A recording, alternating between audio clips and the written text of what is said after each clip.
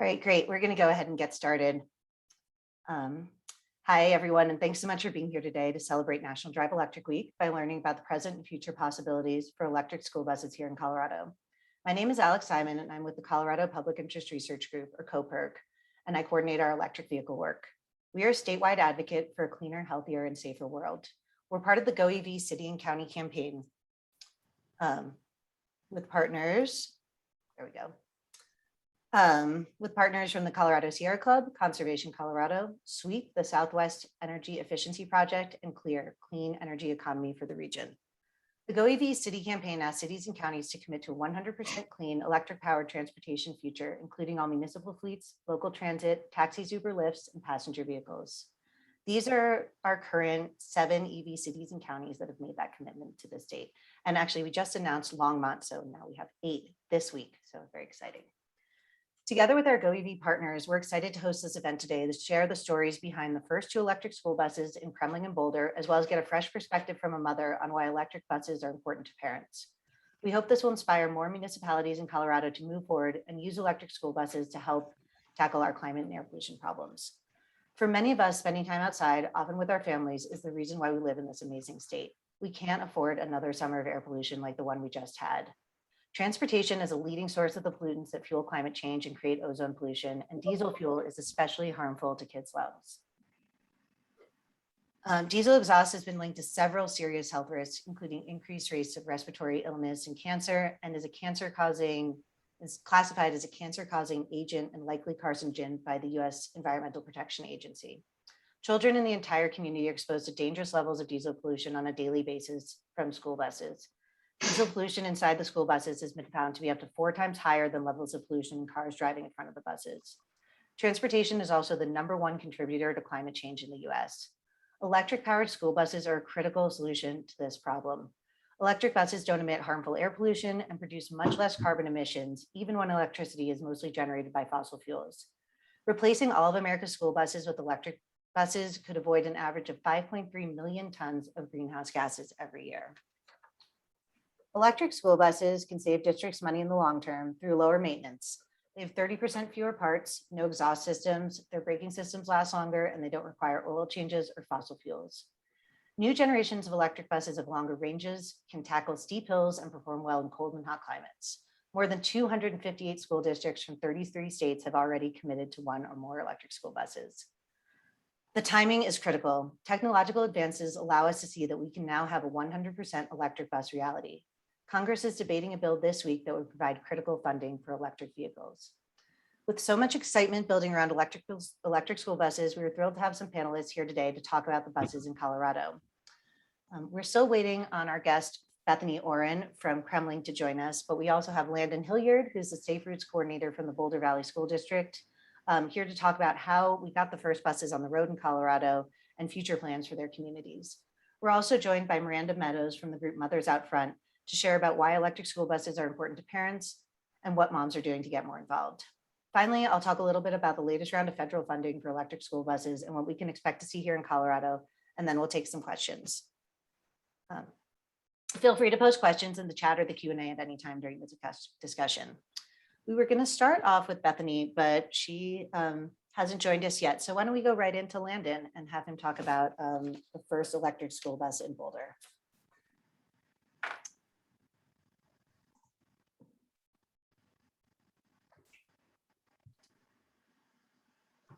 Let me just pull your slides up here.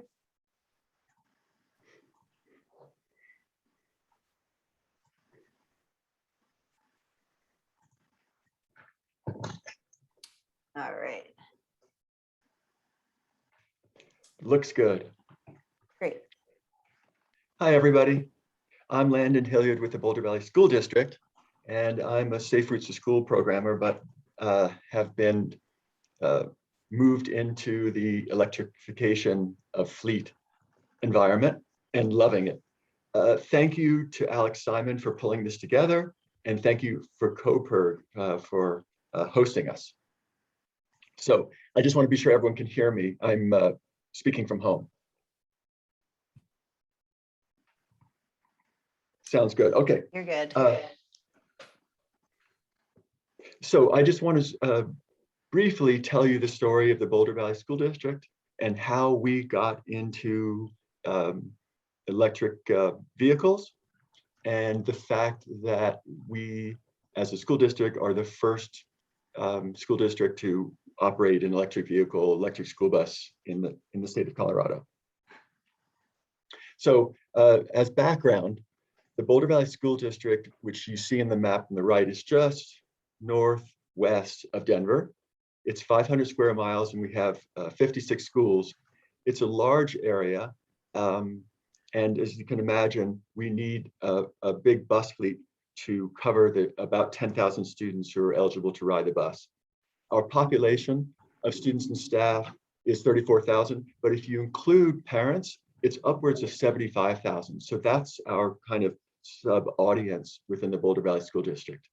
And as I mentioned, we have a fleet of 255 buses, all fossil fueled, except for one shining example of an electric bus. And I mentioned the capital improvement program of $750 million. This was in some ways a jumpstart to electrify the school district by having charging stations across the school district for workplace charging. And in some ways that primed the pump for district leadership to think about acquiring an electric school bus. Next slide, please. So this jumble of logos is meant to convey the fact that this is a united front that's moving together to think about electrification. And everyone understands the value of partnerships and collaboration. And in this fast evolving technology, it's important for us to rely on each other and learn together. So looking back a few years, Rocky Mountain Institute, known as RMI now, hosted a mobility accelerator lab that brought together some partners to think about fleet electrification.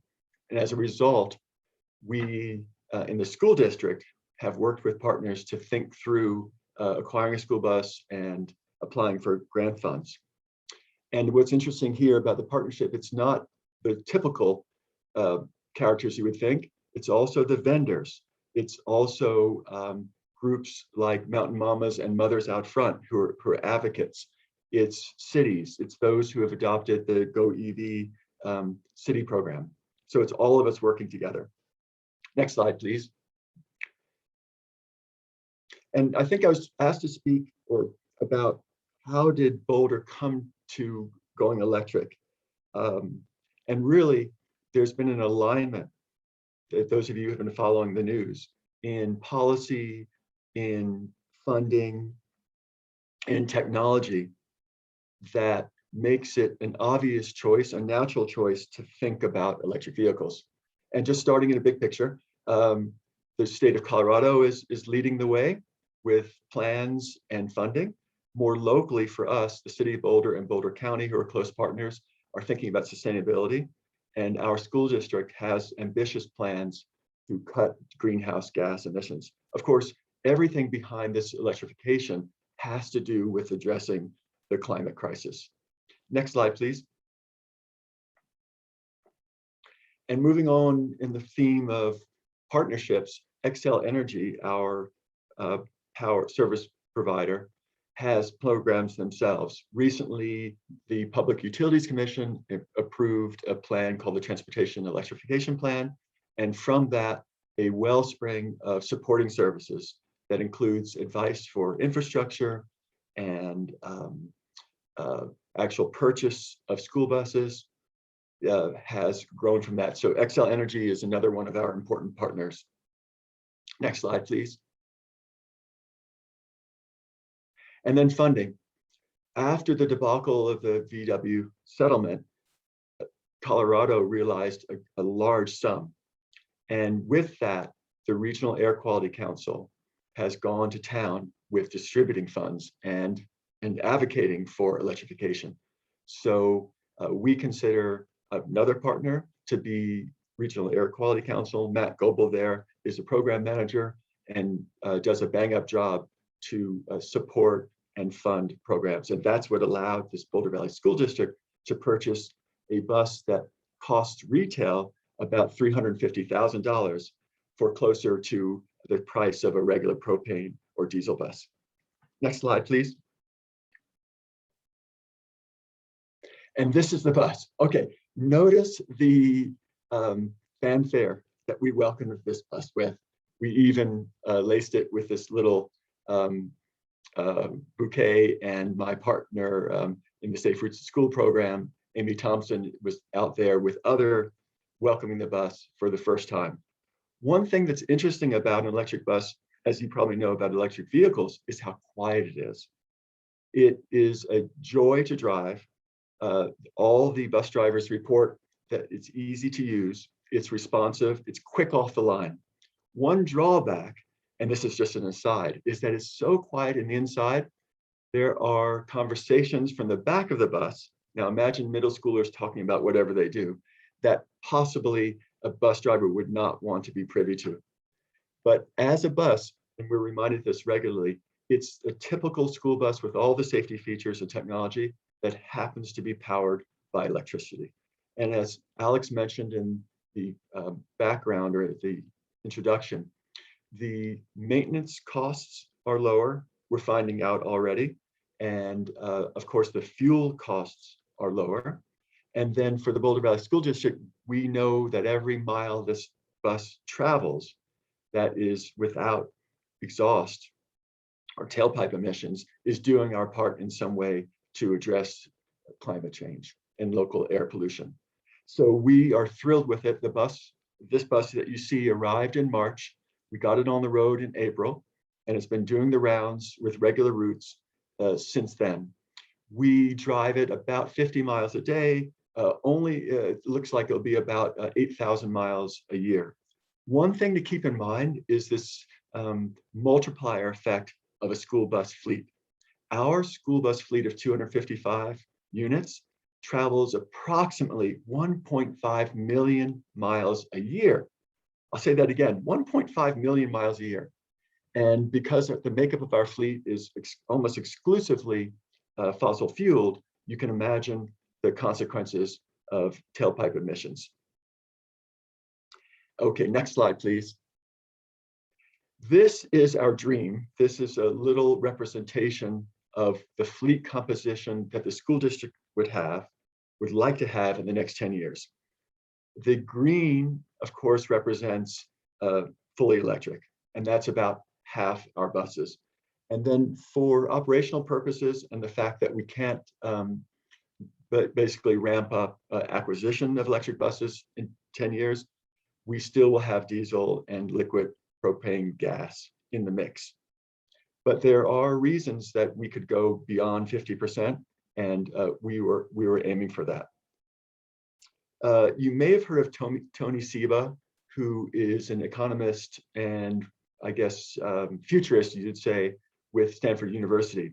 And years ago, he made a prediction based mostly on economics, not on the environmental mandate, that he said in the future, basically anything with wheels will be electric. And in the Boulder Valley School District, and now the West Grand School District and Aspen School District and others, we're seeing a quick adoption of electric buses for all the benefits. Obviously the environmental benefits, but the economic benefits too. Our ultimate goal, if you think about it, is to decarbonize the transportation sector. And the school district, our school district, is working towards that. We've been lucky enough to receive a second round of grant funding through Alt Fuels Colorado, which is part of the Regional Air Quality Council, to be able to buy another 5 electric school buses. So now our fleet composition is represented by less than 1% fully electric, and soon it will be 3%. So we're working towards the 50%. Next slide, please. And with that, I'd just like to end on this note of advocacy. There's real call to action for us to electrify the fleet or our fleets and move and try to reduce the footprint of the transportation sector that's harming people, it's harming the globe.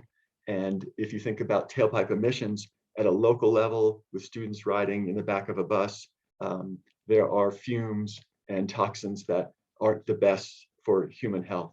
So this little slide comes from the Union of Concerned Scientists that's making a big effort to increase funding and do legislative work, similar to what Mountain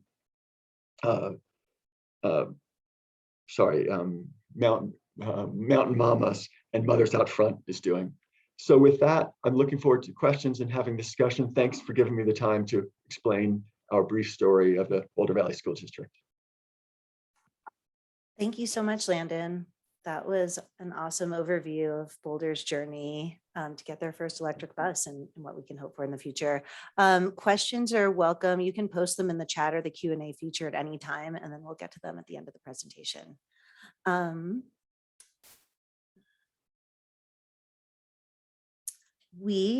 I'm so excited to see Bethany here. We don't actually have two presenters, both named Miranda Meadows, but this is only my second Zoom webinar, so I apologize if anything got messed up with the link, but Bethany, I'm so glad you found us.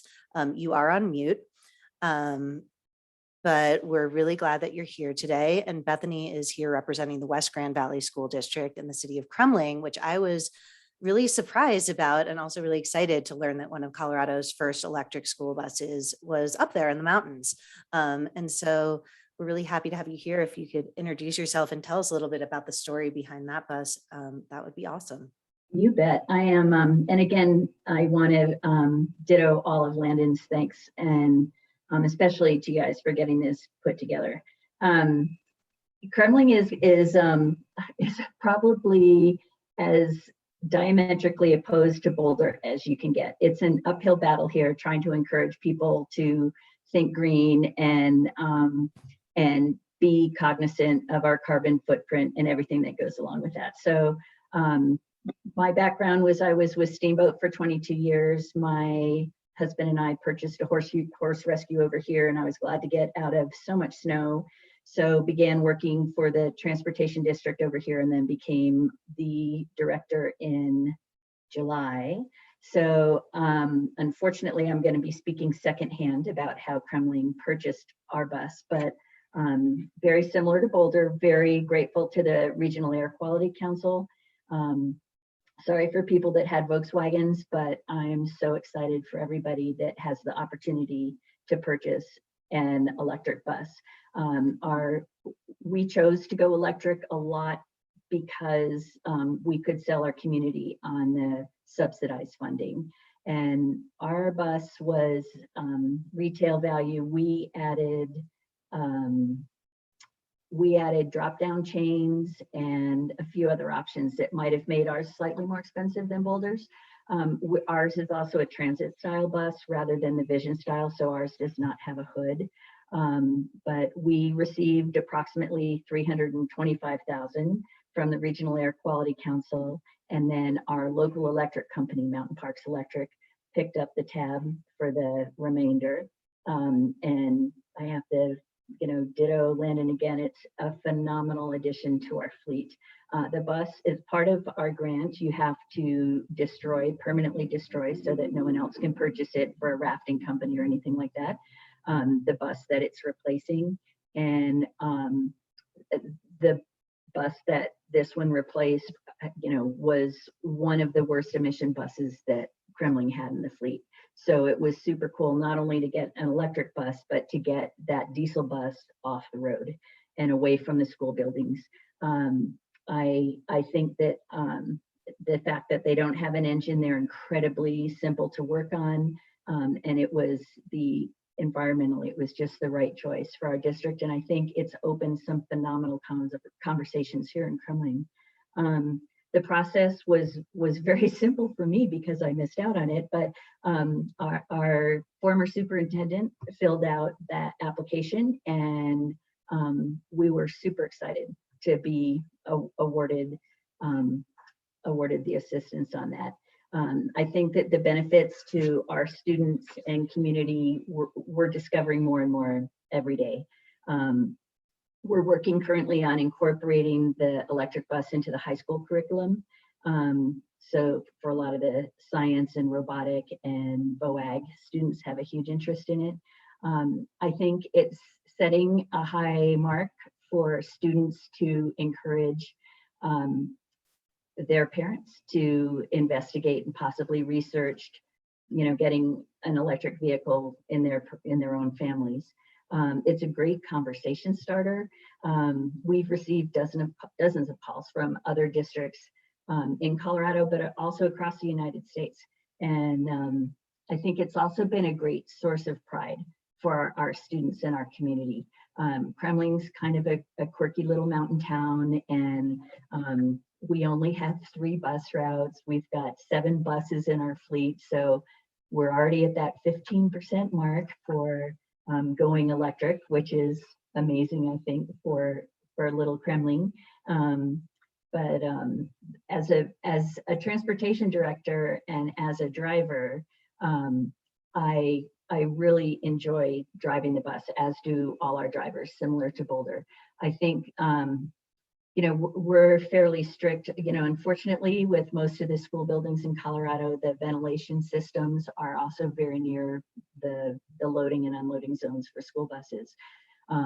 We try, unless it's incredibly cold, we try not to have any buses in the loading and unloading area.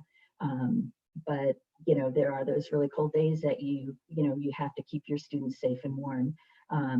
So it's really nice that the electric bus can stay warm and toasty and not be creating any emissions. Sorry about our phone. And then let's see, I just wanted to say a few things to be aware of with the electric bus is, and Boulder's probably found this out too, is we've kind of been the guinea pigs, I think, for both styles of buses. And an anecdote I would like to share is that we had our grand welcoming to the district. The media was there, radio stations were there.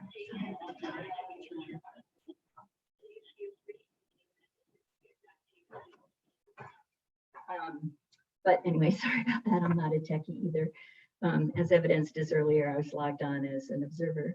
But so we had all the higher ups for Mountain Parks Electric, Tri-State Electric, and we had plugged the bus in and it blew an entire phase of the electric in our building. So here we are hosting all these VIPs that had flown in just for the occasion, and they're having to use our bathroom with a flashlight. So just for people to be aware, it pre-planning, I think, would be a huge thing.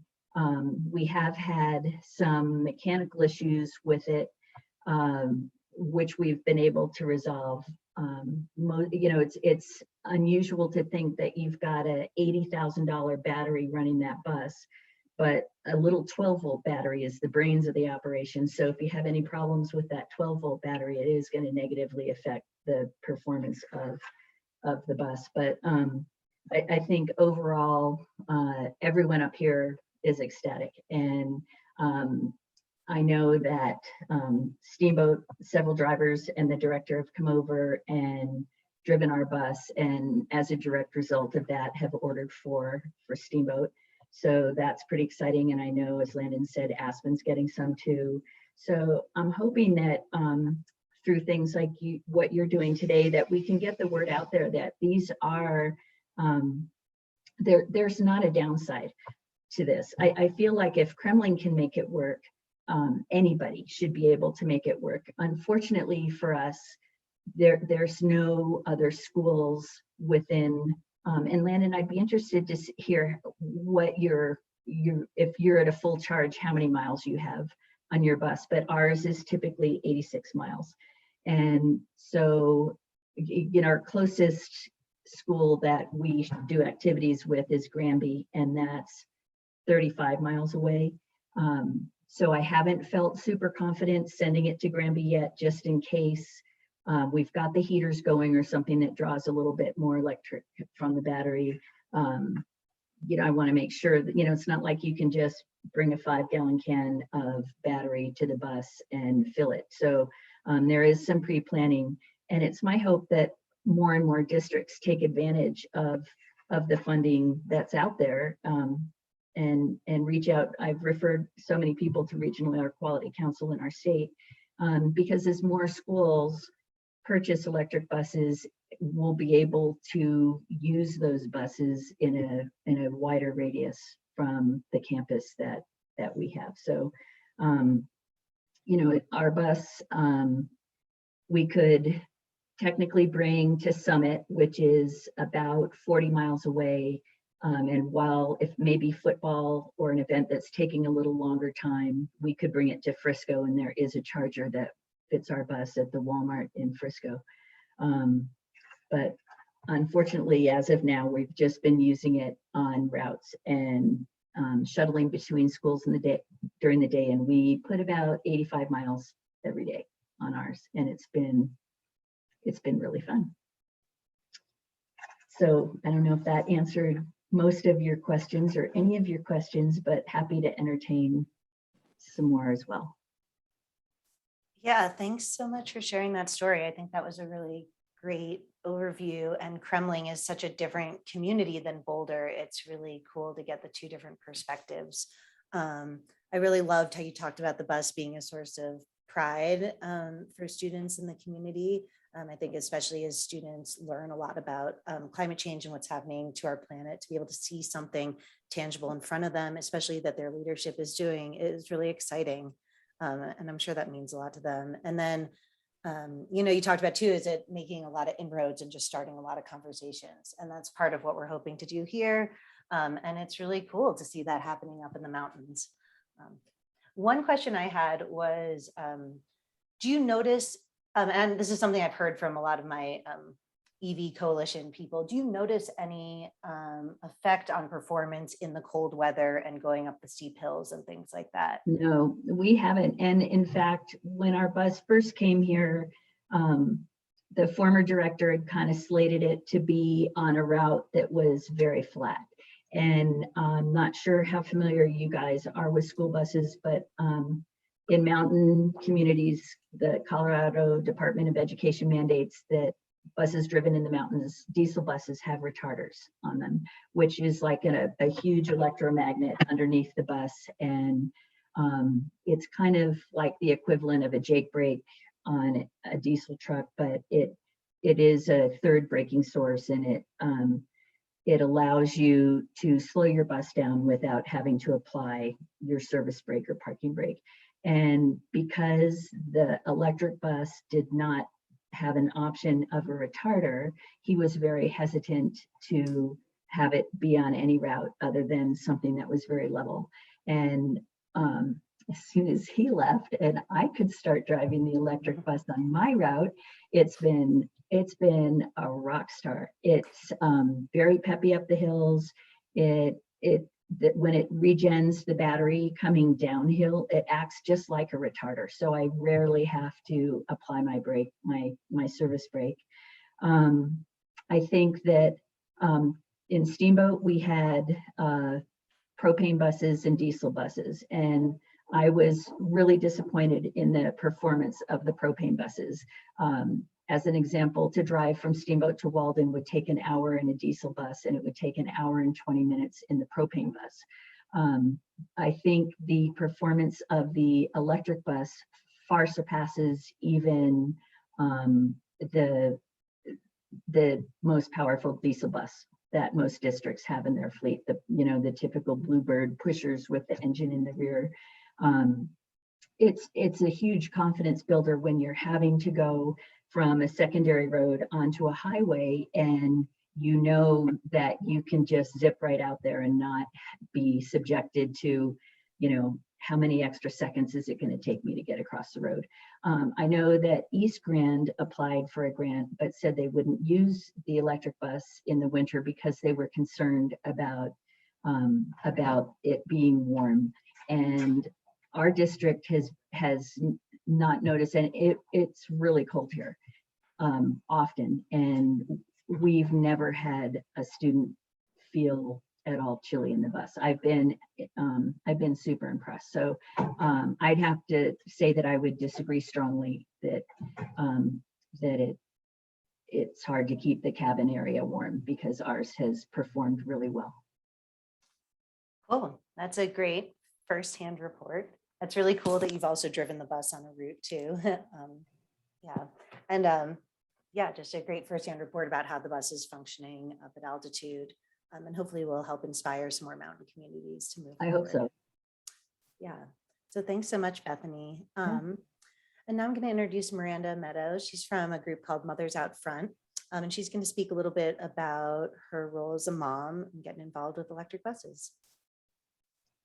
Here's Miranda. You guys hear me okay? Mm-hmm. Okay, great. Hey everyone. So yeah, Miranda Meadow. I'm a pretty new member of Mothers Out Front, but I can definitely give some background and just sort of describe my personal, journey, interest into this area. So I've lived in Denver all my life. I went to Lincoln Elementary in Wash Park. And, I walked to school as an elementary student, but I definitely bused as a middle and high school student. And I remember, breathing in diesel fumes. So this is something that, as a mom of a toddler and another baby on the way, I've thought a lot about air quality in general, and climate change more specifically. I've really seen firsthand, because I have almost 40 years to compare it to, of what it used to be like. And, before last summer, I think the biggest fire, at least I remembered, was the Hayman fire in 2007, 2008, something like that. So it's been really alarming to be here as a lifelong resident, and now to have kids, and to figure out how to protect them, because, how do you protect your kids from the air? That's a really difficult thing to put on parents. And I am in a pretty privileged position. I have my daughter in a great daycare, but a lot of parents don't have that option. And even the ones that do, you can't keep a 2-year-old inside all the time, any more than you can keep kids who need it from riding the bus when they need to get to school. And I think that I've been thinking about, what are the quick wins? I don't want to say quick, because I know both Bethany and Landon, I'm sure your journeys were quite long and there's a lot of paperwork involved. But I think realistically, we have to think about, what can we do now? I think it's really easy to get bogged down in how huge the problem seems, and there's no doubt that it is, that climate change and air quality are huge. And in Colorado, we're facing the threat of not only our own fires, but California's fires and Utah's fires, et cetera, and ground level ozone. So in some ways, I think people's attitude is like, well, let's throw up our hands, we can't do anything about it. But the way I think about it is, actually, all the more reason for us to focus on things like electrifying our transit, because we have such momentous problems with the issues that Colorado is uniquely facing when it comes to air quality and climate change. And, I personally think, well, this webinar and a lot of this work is about electric school buses, which is incredibly important and a really good thing to focus on. It's not just about electrifying our school buses. It's also about creating a sense of progress and really communicating that progress and giving people who are currently advocates and currently activated to pay attention to this a sense of success, and alerting, people who are what I call potential advocates, where, they're pro in heart, but maybe aren't doing a lot yet, giving them a sense that we really can create change and that progress is generative. And when we come together and we solve problems, we can think about it. So I think, Bethany's example of battery charging is a perfect one. And I personally own an electric vehicle, and I was very reticent initially because of the range anxiety, as it's called. And there's no doubt there's been a couple times where we've been sort of stuck out there and we had to figure it out. But you know what? We all can Google, we can figure out. And as long as you plan ahead a little bit, I think that this can be solved. And similarly, we know how to put in chargers. And so that can be part of the mapping. So I think that there are things that we have to remember that we can, there are answers to all of the questions that come up around, can the bus stay warm? Can we get it where we need to go? I think lastly, the thing I'd say is that what concerns me right now, aside from the obvious issues of air quality and climate change for our kids, is the way a lot of these issues I feel like are covered and spoken about are very disempowering to people who may otherwise get engaged. Because if all we tell people is that everything's an emergency and the sky is falling, it's not that I disagree at heart with that message, but I do disagree with using that as the way to activate people. I think that people are much more likely to get involved when they feel like they can win at something, and to have us focus on the crisis rather than the creativity that can come out of solving things like this. I think that's a real mistake and something that we're missing in the public discourse around this. And then I just wanted to cover a little bit about Mothers Out Front, because again, I'm very new to the group, but I joined it in part because I think that there is a real power and activism to women and moms especially. I admire groups like Moms Demand Action. I think Mothers Out Front, which was formed around the same time, has huge potential in Colorado. Nationwide, it's about 25,000 supporters right now and growing every day in Colorado. So I think, I encourage anyone who's not familiar with it to go to the website. There's some really great information on wins that have happened in other states. I know Virginia in particular is a great example where Mothers Out Front, the Mothers Out Front chapter there was actually able to advocate for converting the entire state fleet of buses to electric. So that's a huge deal. And I kind of feel like if they can do it in Virginia, we should be able to do it in Colorado. So I'll pause there. Thanks again, Alex, for the opportunity to speak to this group. Yeah, thank you so much, Miranda. I think that was a really great perspective because a lot of times, and it's so wonderful to have Bethany and Landon here, but we hear about school buses from kind of the people involved in driving the bus or operating the bus. So it's nice to get a kind of general public perspective on why school buses are important to the average person and the average parent. And then hearing a little bit about your personal journey and story in Colorado, but also I really loved your message about like the hope and positivity and creativity and seeing Mothers Out Front as a vehicle for helping mothers get engaged and really focus on problem solving, because that's the message that we're trying to convey here, is that we do have a problem, whether we want to call it an emergency when the sky is falling or, a problem with a 20, 50-year timeline. Those are both true at the same time. But what we do need is creativity. We do need positive problem solving solutions, and we do need as many people as possible to get involved. So it's really great to see the success and the momentum that Mothers Out Front has been getting, because I do think that really does inspire hope and start to let people know that this is possible. It's possible to have electric buses. It's possible to stop getting diesel buses on the road. And that's really powerful. So thank you so much for sharing that.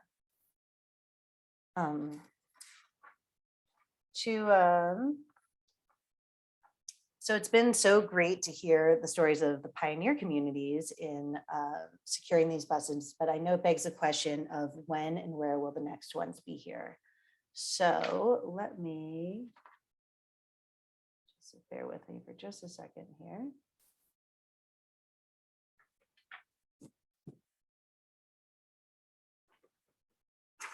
Sorry.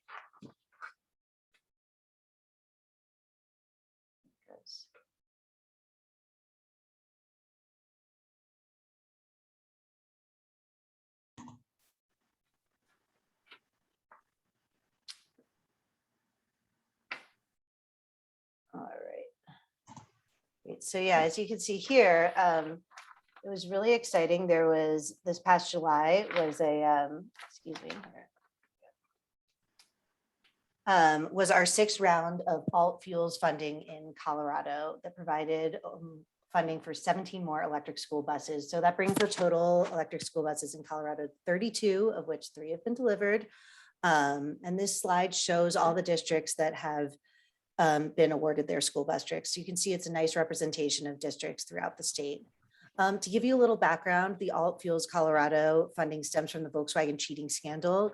Colorado got about 70 million in total, and Alt Fuels got about 21.5 million that's allowed to fund different types of electric vehicles, including electric school buses. They began taking applications in 2018, and the program provides grant funding to cover the difference in cost between diesel and electric school buses. The final round for applications, or well, the next round for applications is opening up tomorrow, October 1st, for 1 month. It may be the last round.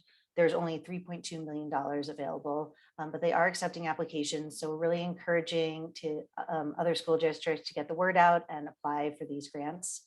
They also offer funding for the associated level 2 chargers, up to $9,000 per level 2 charger and up to $30,000 per level 3 DC fast chargers. So that's some really exciting news about funding for school buses here in Colorado. We also have some exciting developments on the federal front. The Infrastructure Investment and Jobs Act, also known as the Bipartisan Infrastructure Bill, has passed the Senate. It's waiting for a vote in the House. The bill includes $2.5 billion specifically for electric school buses to be distributed as grants or rebates through a new EPA program. There's also an additional $2.5 billion for all types of clean buses, including electric, but also propane, hydrogen, and compressed natural gas. Additionally, the bill provides up to $7.5 billion for electric vehicle charging infrastructure. This is the first large-scale federal funding program for electric school buses. When the first electric school bus came out in the United States in Kings County Unified School District in 2014, a nationwide transition to electric buses seemed like a distant dream. But now, only 7 years later, school children from Florida to North Dakota are getting a clean ride, and the federal government is funding thousands more across the country. Electric school buses could lead the electric vehicle revolution. So thank you so much for coming. These are our panelists and some follow-up information, and if you'd like to get in touch with any of them or with me. And we do have a little time for questions and answers. So let me go ahead and see. We do have a few questions in the Q&A here. So someone asked, are the buses heated by electricity, and does this affect the range? And if so, how much? So Landon or Bethany, would you like to talk on that? It does draw off the battery, the heating system does. But you know, and I'm hoping Landon's had the same experience, but you have so much benefit of getting some regeneration of your battery every time you're going downhill that I'd say on a 40-mile route in our district in the winter when it's cold, we might notice a 2.5 to 3 mile difference when our heaters are on versus when our heaters are not on. So it's a minimal effect. And the heaters are, I think they're very efficient. You know, if I turn my heaters on when maybe 5 minutes before the students start boarding, my route takes about 45 minutes. And I would say that halfway through, the kids are asking me to turn the heaters off or down. So. Cool, that's a great example. What about your experience, Landon? From what I understand, all things staying the same, the heaters do draw quite a bit of electricity and can reduce range from something like 10 to 15%. However, there are ways around that. And one is to warm the bus before the students come on when it's docked at the terminal. In other words, plugged into the charging station, and kind of a pre-warming, and then it requires less use of the fans to to warm the inside of the bus. And I'll just double or confirm what Bethany said about the power of the regenerative braking. I drove our electric bus from Boulder to Denver for the Zero Emissions Bus Conference. And I was a little concerned because it's almost 40 miles and it's highway speeds about making it all the way and making it back. And what I learned is that with proper driving and kind of milking the regenerative braking, that the miles pop up and actually increase on the range. So our bus, which is similar to the one with West Grand School District, has almost 100-mile range. And I drove it and arrived with about half that, and drove it back another 35, 40 miles and arrived with about half that. So it made it easily, and my fears were not warranted. That's great. Thanks for sharing. Another question is, do the buses need level 2 or level 3 chargers, or can they use both? I would have to defer to Landon on that one because this is the only electric vehicle. Our school bus is the only electric vehicle I've ever driven. But I do know that I can't charge at, up here, there's a lot of Tesla chargers that come and goes, and a lot of municipalities have a couple electric charging stations. None of the orifices on those would accept the plug that's on our bus. The closest, like I said earlier, for us to be able to recharge other than here at our bus barn, and we do keep it inside when it's not being used, but the closest one for us is Frisco. Okay, yeah, I'll answer that. That's a good question. The Bluebird electric buses are equipped to accept both level 2 and level 3. In fact, because of a delay in installing a level 3 DC fast charger at the Boulder Valley School District, we've been using a level 2 charge point station that's really designed for automobiles. It pushes a much lower wattage than a level 3. And so the way to answer that question is, what are the needs of that school bus? For quicker turnaround and to have the bus on the road again, level 3 is a faster charge. From basically 0 to nearly 100% takes about 2.5 hours with a level 3 DC charger. The same effort would take almost 17 hours with a slow level 2 charger. But the fact is, if there's enough dwell time, then a bus like ours, which with a 155 kilowatt battery, can be charged overnight or in the middle of the day between runs in the morning and afternoon. But the short of it is, these buses are adaptable and accept both plugs as well as speeds of low speed to high speed for charging. Great, thank you for sharing that. One other question we have is, how long did it take to receive the bus once ordered? I don't know, Bethany, if you remember. Ours took quite a while. I think it was ordered, and I could go pull its file really quick, but I want to say it was about 3 months, 3.5 months. I think we ordered within the same week as Boulder, and we received our buses within the same week. So am I off on that, Landon? That's just my recollection, but I could go pull the file. Bethany, I think you'd be lucky if it were just 3 months. I don't want to go into the story of the BVSD initial purchase and delivery of the bus, because there's some complications. But from what I understand now from the local Bluebird dealer is that the turnaround time is about 6 months, both for electric vehicles as well as propane.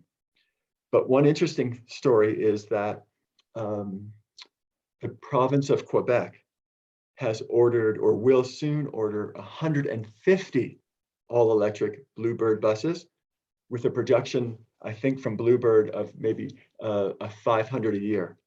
So really the context here is that a few years ago when Bethany or Bethany's predecessor ordered a bus, and when the Boulder Valley School District did, there were many fewer buses coming off the production line of Bluebird or Thomas Built or now soon International Corporation. And because of the demand and because of the federal funding, the production rate is increasing, and therefore economies of scale should be realized and buses should be delivered more quickly. So we're still in an in-between state. And again, I think it's about a 6-month turnaround time if you're lucky to beat the province of Quebec to the order.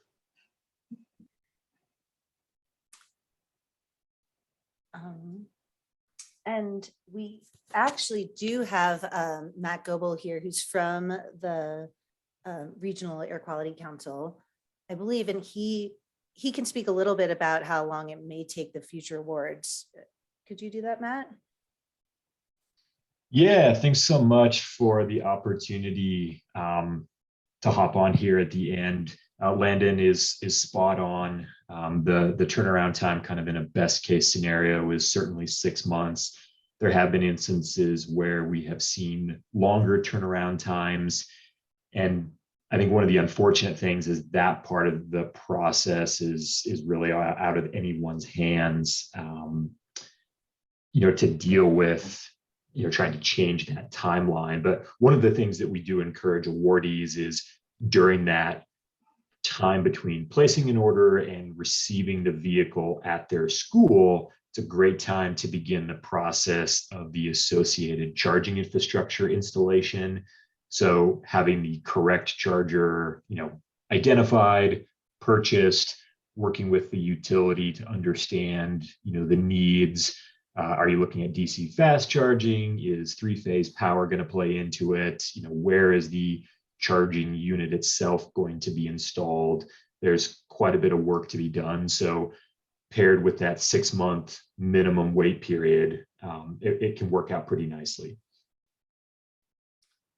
Cool. Well, thanks for shedding a little light on that, Matt. And Matt had shared it earlier, but I just put it at the end of the chat, his email address. If you have questions about the award funding or the application process in October, you can feel free to reach out to him directly. Cool. Well, I think it is 12:55 and we have reached our hour. Thank you all so much for coming. Thank you all the panelists. Really appreciate having the conversation today and looking forward to continuing the conversation about electric school buses as we go forward. Have a great day, everyone. Thank you. Thank you. Bye.